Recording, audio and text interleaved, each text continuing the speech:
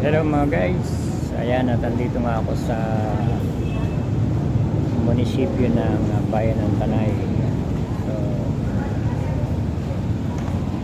naglakad ako ng PSA ni Nel, mga ako.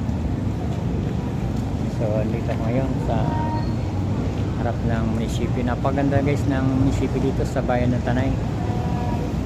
Ayan. Ito ang isa sa pinakamagandang munisipyo sa Pilipinas. Napakalaki at napakaganda. Ayan. Dami nagtatago ah. Ganda ng munisipyo dito guys. So ito naman yung pinakaharap niya. Ayan. Yan, malapit na itong gayakan, ayusan para ngayong, alam niyo na, pag ganito magpapasko na New Year. Napaganda nito at ito'y ginagayakan nila mabuti.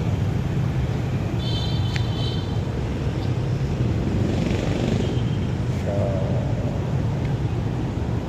dito muna tayo sa medyo malilim at medyo mas sikat ang araw ngayon.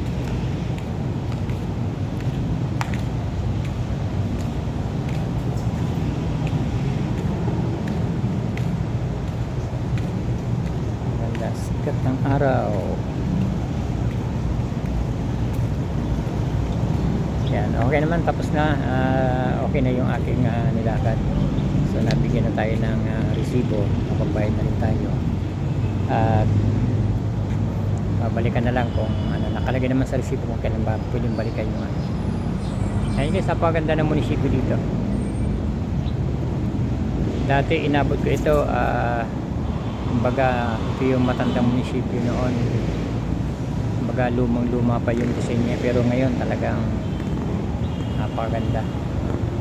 So kung may time kayo, pupunta kayo dito sa Tanay Rizal, makikita nyo po ito bago dumating na sentro ng bayan.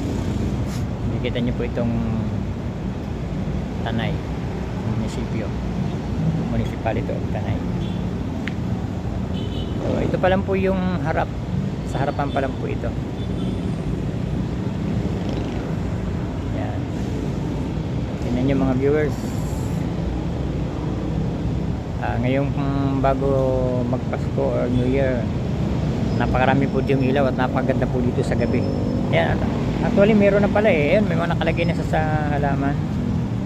Meron na siyang mga ilaw-ilaw. So sa gabi makikita natin yung mga ilaw dito. So siguro yun lang muna guys, at ako'y uuwi na rin. Ayan. Salamat sa patuloy na panonood at please pakisupport naman po ang aking Kauragon channel. Ayan, aking YouTube channel, ang Kauragon channel. Yan po, at ingat-ingat po ang lahat. Mabuhay po kayo. God bless po. Bye bye.